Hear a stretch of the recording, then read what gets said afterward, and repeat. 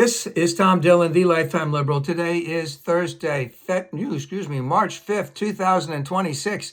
The title of this rant is Trump Wants the Kurds to Do His Dirty Work for Him. Beware.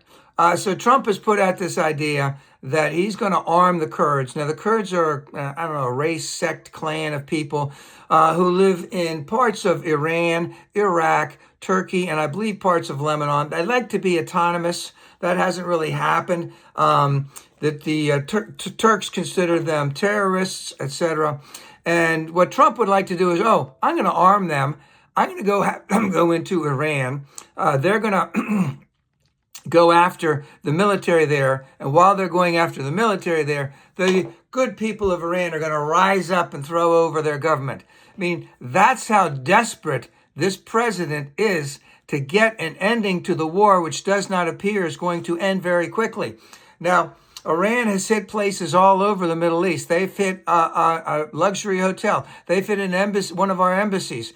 They have hit other places for the United States. The place that they hit where I believe that the 4 people, Americans had died, was something that should have been reinforced, but wasn't. So as soon as that whatever it was, a missile or a drone that came in, it went right through it was basically a double wide, something like that. And other places have been hit around the Middle East. They've been hitting places in Israel. Airports have been closed all over the place. Stock market has gone up. Oil has gone up. The Straits of Hormuz basically closed right now. Trump says he's going to do this stuff to open it up. Well, when's that going to happen? How are you going to make that happen? Because he hasn't made it happen yet. But here's the thing. A lot of bad things are happening right now because of what we have done. And in reference to all of the things that I mentioned where Iran has retaliated, where was our planning to protect all of these things from Iran doing this? We should have had much better planning in place. And we should have known what Iran could be doing long before they even tried to do it. Now, what is happening now, other than that, is that not only are gas prices going up, not only is it hard, are we having people who can't get on a plane flight around there. Also, Americans, he left the Americans high and dry. So a lot of Americans in that area, they were left on their own to find a way home, and where was the planning for that? Now they're trying to do it, but where there's no planning for that. So what we have here is was there a strategy to go in? Were there tactics to go in? It doesn't appear as if there were, because there was not any protections in there that would prevent Iran from retaliating hard. Now, we understand that Trump said, hey, let's have a ceasefire, and Iran said no. All right. Well, Trump wanted that because he could do what he always does. He could declare victory and then go run away from the whole thing. But to arm other people, meaning the Kurds, with armaments when at the same time we are running low of armaments, how can the Kurds even trust this guy? Suppose we give them a lot of arms. Because if I was the Kurds, I'd ask for a lot more arms than you really need. And of course, Turkey doesn't want that. Iraq doesn't want that. Iran doesn't have much say in this right now. But I'd want a lot more arms than I might really need. But at the same time, what is the United States going to do? What logistics are they going to do? How are they going to help them? Well, how do they know that the United States will back them? What if they go in to attack? They send troops in. They send their paramilitaries or whatever from Iraq. Some are in Iran. Some are in Turkey. Some are in Syria. Then they go in there, and at the same time, a U.S. helicopter goes down carrying some of those troops over there.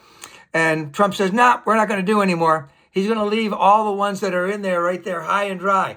How do you know he won't do that? This is crazy, crazy stuff. And remember, at the same time, we are running low on ornaments.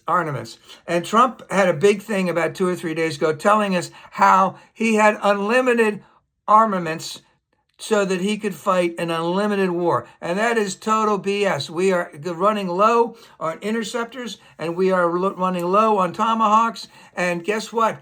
You can't make them that quickly. Oh, he's bringing the people in. What are they going to tell him? Oh, yeah, we'll double production if we can. Okay, well, they need, if they doubled production and they broke new ground for new factories, it would still take them years before they can bring back all of the shit that we have sent over to bomb Iran.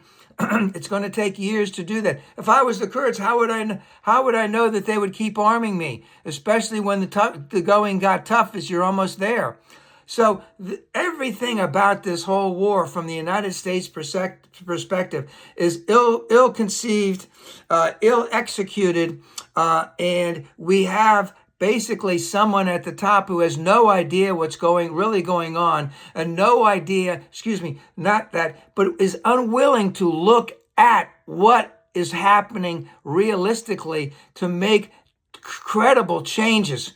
This is crazy, crazy stuff. And with the Straits of Hormuz closed, with gas prices going up, and Iran, its best idea of how to fight this thing is to go as long as they can. That's their best hope.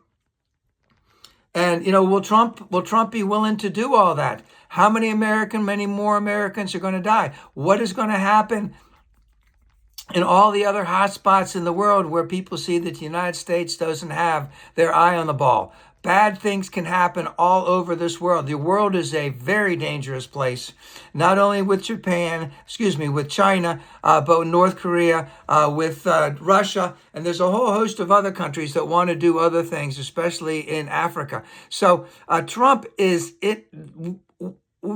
we have some very tough times coming ahead. Let's hope that someone is going to make clear, concise, rational decisions to end this war and to bring about peace.